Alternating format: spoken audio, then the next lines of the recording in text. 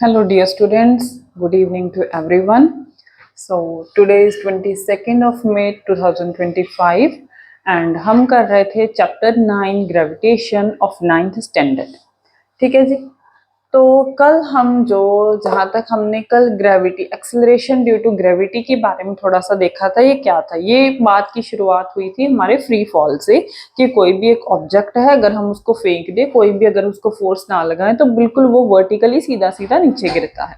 वो इसलिए सीधा सीधा नीचे गिरता है बिकॉज जो अर्थ के अंदर जो ग्रेविटेशनल पुल है उसको अपनी तरफ खींचती है, और जो अर्थ की जो ग्रेविटेशनल पुल है उस ऑब्जेक्ट को अपनी तरफ खींचती है, तो उस ऑब्जेक्ट की जो वेलोसिटी है वो टाइम के साथ साथ जो है वो इंक्रीज होती है। तो change in velocity equal change in interval of velocity in equal interval of time, तो वही क्या होता है बॉडी में एक्सेलरेशन। तो वो अर्थ की ग्रेविटेशनल की वजह से जो ऑब्जेक्ट है वो नीचे आ रहा है, तो उसके अंदर जो एक्सेलरेशन प्रोड्यूस हो रही है उसको हम कहते हैं acceleration due to gravity, and उसको हम डिनोट करते हैं कैपिटल स्मॉल जी से। और ऐसे ही हमारे पास एक ग्रेविटेशनल यूनिवर्सल कांस्टेंट भी इसको इसलिए कहा जाता है, आप कहीं भी यूनिवर्स में चले जाओ तो इसकी वैल्यू जो है वो सेम रहती है। तो अब हमने इस आर्टिकल में क्या करना है, इन दोनों के बीच का रिलेशन फाइंड आउट करना है, relation between acceleration due to gravity and universal constant capital G के बीच में। तो सबसे पहले इसमें हम देख लेते हैं, लेट कंसिडर करते हैं, suppose let us consider earth have mass capital M. Earth का मास क्या है, कैपिटल एम, और अर्थ के आर दूरी से, अर्थ के सेंटर से कुछ दूरी, सपोज कि वो आर डिस्टेंस पर एक छोटा सा ऑब्जेक्ट पड़ा हुआ है जिसका मास है स्मॉल एम। ठीक, और इन दोनों के बीच की जो दूरी है वो क्या है, आर। तो हमने क्या कंसिडर किया, हमने कंसिडर किया कि एक अर्थ है हमारी, ठीक, एक अर्थ है, late us consider earth, let us consider the earth whose mass is capital M and an object whose mass is small m, which is placed at a distance small r from the center of the earth. Now due to the earth की gravitational pull की वजह से ये जो object है वो नीचे आएगा। इसका मतलब कि अर्थ की वजह से इसके ऊपर क्या लगेगी, एक फोर्स लगेगी। तो वो फोर्स क्या होगी, वो फोर्स डायरेक्टली प्रोपोर्शनल होगी इन दोनों के मासेस के प्रोडक्ट के, एंड इनवर्सली प्रोपोर्शनल होगी इन दोनों के बीच की दूरी के inversely square of, inversely proportional to the square of the distance between them. And ये जो डिस्टेंस है हमेशा सेंटर से नापा जाता है। सो ये जो फॉर्मूला है that is the constant mass of one object mass of other object divided by distance between them the square. तो ये है फोर्स, इस फोर्स की वजह से ये जो अर्थ है इस ऑब्जेक्ट को अपनी तरफ खींच रही है। ठीक है, लेट्स सपोज हमने इसको इक्वेशन नंबर 1 कंसिडर कर लिया। ठीक है जी। तो अगर हम अभी यहीं पर न्यूटन का सेकेंड लॉ लगाएं तो वो क्या कहता है, न्यूटन का सेकेंड लॉ कहता है कि force is equal to mass into acceleration. ठीक है, अगर हम इसमें इसी में ही न्यूटन सेकेंड लॉ अगर हम यूज करें तो वो हमारे पास कहता है force is equals to mass into acceleration. अब ये फोर्स जो लग रही है, ये हमारी जो फोर्स लग रही है इन दोनों के मासेस के बीच में, वही फोर्स इक्वल होगी इस मास के ऊपर जो लग रही है और इसके बीच जो एक्सेलरेशन प्रोड्यूस हो रही है। तो इस ऑब्जेक्ट का मास कितना है, स्मॉल m, इसके बीच एक्सेलरेशन क्या प्रोड्यूस हो रही है। एक्सेलरेशन को वैसे तो बेसिकली हम डिनोट करते हैं स्मॉल a से, लेकिन अब ये स्पेशल एक्सेलरेशन है। स्पेशल क्यों, क्योंकि ये एक्सेलरेशन प्रोड्यूस हो रही है ग्रेविटी की वजह से। तो इसलिए हम इस एक्सेलरेशन को क्या कहेंगे, एक्सेलरेशन ड्यू टू ग्रेविटी, और इसको हमने स्पेशल सिंबल दिया था g, acceleration due to gravity. ठीक है, रूट ना जाए, जी कह दिया, रिस्पेक्ट दे दी। ठीक है, F is equal to mass into g. अब ये भी फोर्स जो है इन दोनों ही ऑब्जेक्ट्स के बीच में है, ये वाली जो फोर्स है ये भी इन दोनों ऑब्जेक्ट्स के बीच में ही है। ठीक है। ये भी फोर्स जो है ये बता रही है कि ये बॉडी इस बॉडी को अपनी तरफ अट्रैक्ट कर रही है। ये जो फोर्स है ये भी यही बता रही है कि ये वाली बॉडी इस एक्सेलरेशन से इस बॉडी की तरफ आ रही है।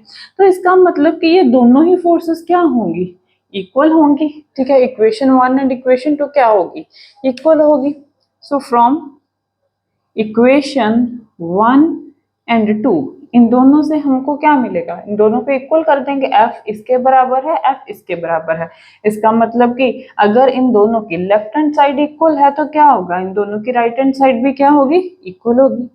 So this implies that G capital M mass of earth, mass of object divided by square of distance between them is equal to mass of the object multiplied by acceleration due to gravity। तो ये हमारे पास equation बन गई। अब उसके आगे हमने क्या वैल्यू फाइंड आउट करनी थी, कैपिटल G और स्मॉल g के बीच में एक रिलेशन फाइंड आउट करना था। अगर हम इसी को देखें तो स्मॉल m दोनों तरफ क्या हो गया, कैंसिल हो गया। इधर क्या बच गया, अकेली g, इसको मैं इधर लिख रही हूँ। ठीक है, g इज इक्वल्स टू ये वाली सारी चीज capital G capital M and divided bye r square. तो ये आ गई हमारे पास स्मॉल g की वैल्यू। अब ये जो स्मॉल g है ये ग्रेविटेशनल कांस्टेंट है हमारे पास। ये मास हमने लिया अर्थ का और ये हमने रेडियस लिया, इन दोनों ही ऑब्जेक्ट्स के बीच का डिस्टेंस लिया। रेडियस अगर हम बिल्कुल अर्थ के ऊपर ही ऑब्जेक्ट होता तो हम r की ही बात करते, तो इन दोनों के ऑब्जेक्ट के बीच की जो है वो हमने दूरी ली।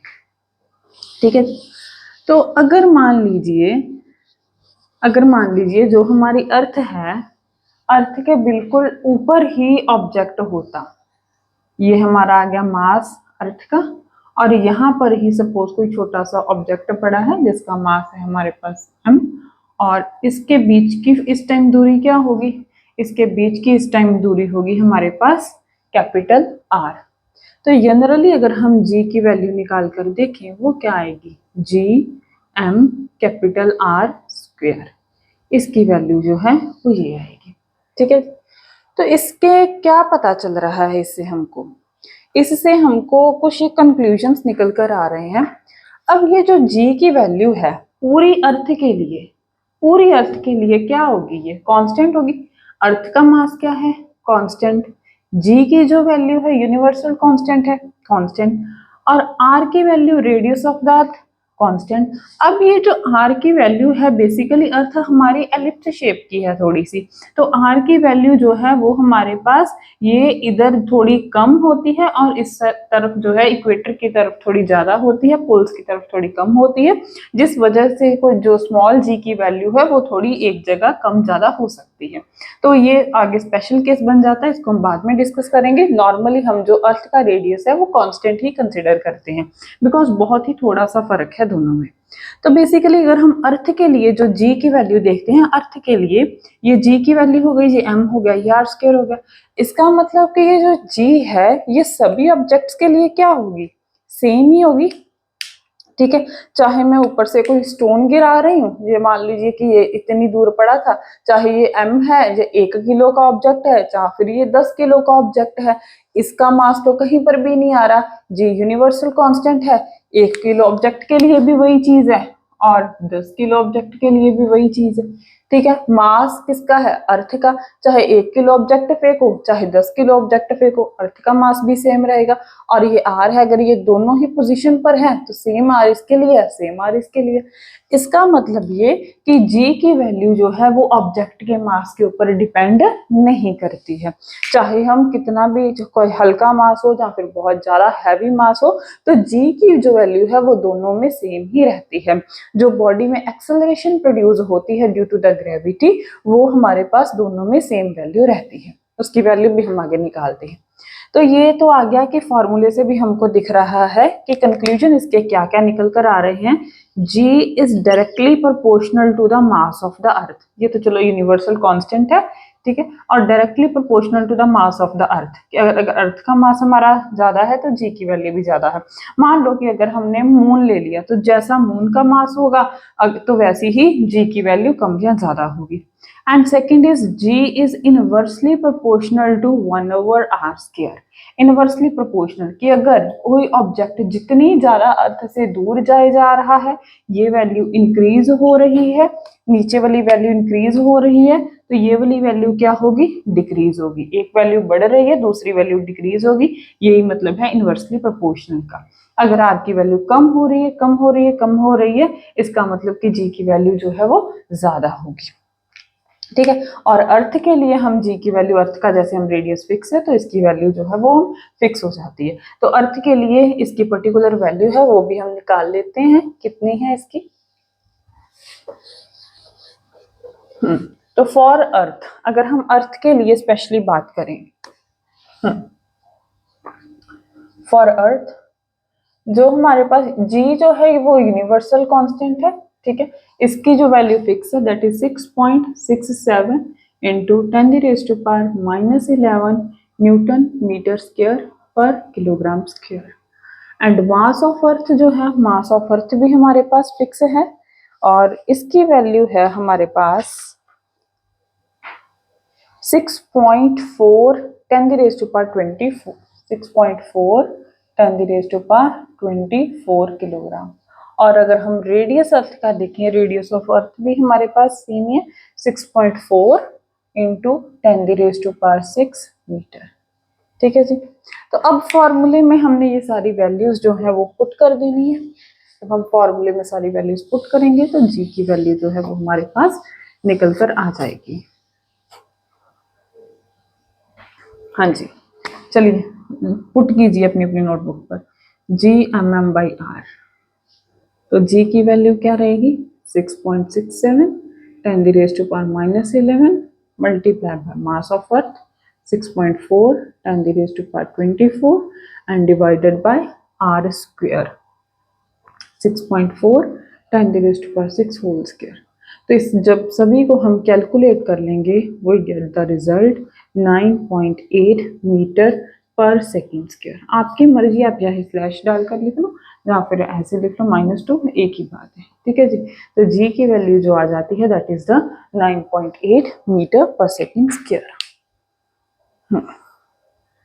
ठीक है, तो हमने क्या देखा इसमें कि जो जी की वैल्यू है फॉर ऑल द ऑब्जेक्ट्स जो है वो सेम रहती है, ऑब्जेक्ट के मास के ऊपर कोई फर्क नहीं पड़ता। एंड हमारी अर्थ के लिए अगर हमने कैलकुलेट की तो अर्थ के लिए जी की वैल्यू क्या आई 9.8 मीटर पर सेकेंड स्क्वायर। ठीक है, तो एक आपका छोटा सा होमवर्क है, आपने क्या करना है, आपने जी की वैल्यू कैलकुलेट करनी है फॉर द मून। तो ये मैं आपको कल बताऊंगी, ये आपने खुद करनी है। क्या, जी की वैल्यू का फाइंड आउट करनी है, किसके लिए, मून के लिए। उसके लिए आपको क्या करना होगा, ये जो जी है ग्रेविटेशनल कांस्टेंट है। ठीक है, इसका मतलब कि ये तो हमारे पास सेम ही रहेगा, चाहे मून की बात कर लें जहाँ जुपिटर की, कुछ भी। यहाँ पर मास अब किसका आएगा, जिसकी हमने जी की वैल्यू फाइंड आउट करनी है, तो यहाँ पर मास आएगा मून का। और यहाँ पर क्या आएगा, आर की जगह पर आएगा रेडियस ऑफ द मून। तो आपने क्या फाइंड आउट करना है, ये पहले तो आपको पता होना चाहिए कि मून का मास क्या है, फिर आपको पता होना चाहिए मून का रेडियस क्या है, फिर आपने जो है वो जी की वैल्यू कैलकुलेट करनी है मून के लिए। तो फिर इन दोनों का कंपैरिजन करेंगे कि किसकी जी की वैल्यू ज्यादा है, अर्थ की ज्यादा है या मून की ज्यादा है। ठीक है, तो इतना आप काम करिए, तो फिर हम कल मिलते हैं नेक्स्ट वीडियो में। तब तक के लिए टाटा बाय बाय।